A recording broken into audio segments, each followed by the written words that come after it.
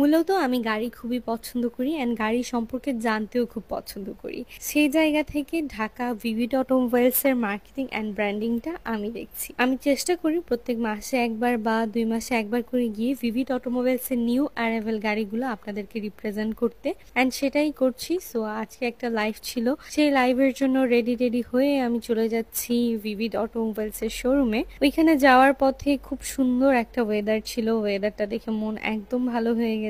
আমি, আমার ছোট বোন ছোয়া অ্যান্ড তানজিনা মিলে আমরা গিয়েছিলাম। তো ভাইয়ার সাথে কিছুক্ষণ কথাবার্তা বলে আমরা নিচে চলে যাই আমাদের রিলস মেকিং এর জন্য। আসলে গাড়ি কেনার ক্ষেত্রে বেশ কিছু বিষয় আপনাদের জানা উচিত, ওই বিষয়গুলাই আমরা রিলসের মাধ্যমে আপনাদেরকে জানানোর চেষ্টা করি। আসলে এক এক মডেলের গাড়িতে এক এক ধরনের ফ্যাসিলিটিস থাকে, তো ওই ফ্যাসিলিটিসগুলাই আমরা রিলসের মাধ্যমে আপনাদেরকে জানিয়ে দিই, যাতে একদম কাস্টমারদেরকে অনলাইনে একটা ইনফরমেশন, একটা বেসিক ইনফরমেশন দিয়ে দেওয়া যায়। সো আমরা, আমাদের কাছে এই মুহূর্তে অ্যাভেলেবেল আছে Toyota Harrier, Toyota Yaris cross, Honda inside, Honda CR-V. এই গাড়িগুলো মূলত অ্যাভেলেবেল আছে অ্যান্ড ওইগুলোরই রিলস আমরা মেক করেছিলাম। এরপর আমরা ডিনারে চলে যাই। যেহেতু কাজ করতে করতে অনেক রাত হয়ে গেছিল, তাই ডিনারটা ভাইয়াই আমাদেরকে ট্রিট দিল।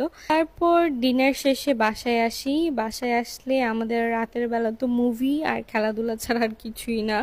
বাসায় বলতে হোটেল থেকে চেক আউট করিয়ে ভাইয়া আমাকে নিয়ে গেছে ওনার বাসায়, উনি নিজে ড্রাইভ করে নিয়ে যায়। অ্যান্ড আমার রামেন অনেক পছন্দ, তাই ভাইয়াকে বলছিলাম রামেন অর্ডার দিতে, অ্যান্ড উনি অর্ডার দিয়ে দিল একটা ভালো রেস্টুরেন্ট থেকে। বাট রামেনটা একদমই ভালো ছিল না। ঢাকায় কোথায় আপনারা বেস্ট রামেন পাবেন সেটাই দেখাবো নেক্সট ব্লগে। টাটা।